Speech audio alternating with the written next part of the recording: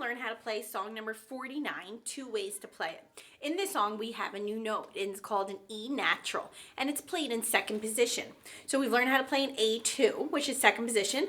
An E2 is going to be the same position, but we're going to push our air, and it's going to be a little bit higher. So if this is an E3, E flat, this is an E2, second position. So it sounds a little bit higher. We're going to start at the very beginning of the song. For right now, in the beginning of the song, we're playing regular E flats, E3s that we already know how to play. We have B1, C6, D4, E3.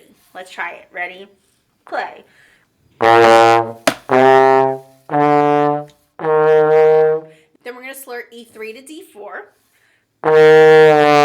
So remember, when we're slurring the notes, we're connecting them. We're not stopping the sound. Let's try that again. E3 to D4 slurred. And then we're going to play C6, D4, E3. The next part, we have C6, D4. Let's just play those two notes. Now we have an E2, an E natural. That funny looking symbol in front of the E is a natural symbol, and that means that it's a regular E. And I know we played an E3 up until this point, but that's been called an E flat. We now have an E natural, and it's played second position. So we're going to play E natural and then an F1. Let's try that. Ready? Play. And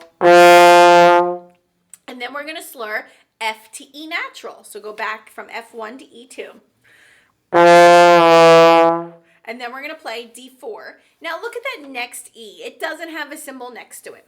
Now, but above it, it does say it's also an E natural. So what that means is at the beginning of the measure, they have an E natural.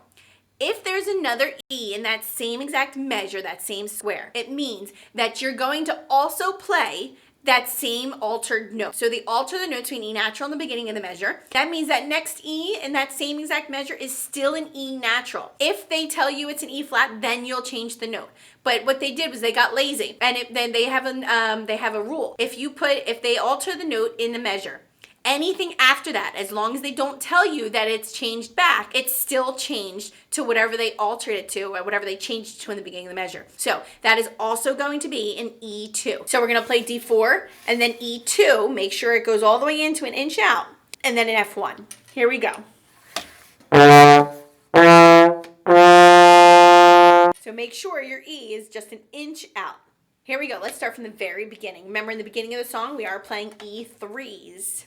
Here we go. We have B1, C6, D4, E3. Let's try it. Ready? Play. Now we're slurring E3 to D4. And then we're going to play C6, D4, and then E3.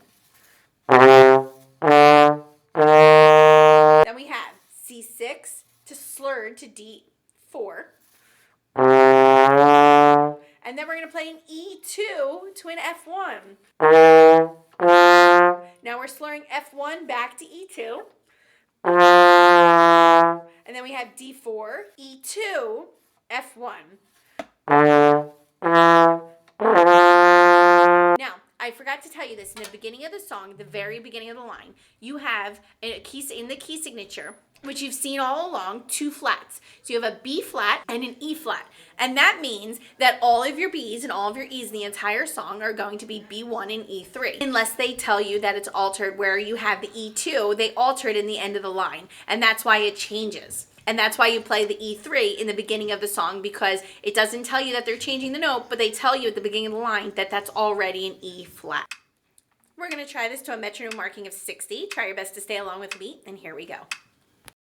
1, 2, 3, 4.